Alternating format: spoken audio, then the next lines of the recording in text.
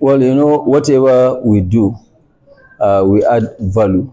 We are not an assembly plant. I mean, when I say assembly, we are not packaging plant. If you look at all our operations as Dangote, we actually add value. We take local raw materials and turn them into products and we sell. So which means it's a circular economy which we are practicing.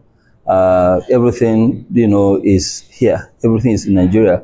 The farmers, the banks, or maybe the people in the mines, the banks, everything is about local. And it is the main reason why we were number 2 in flour milling, but we sold it because the wheat is being imported from abroad. So the more wheat we use, the more jobs we create out there. And that's why we cancel that. We remain only in sugar.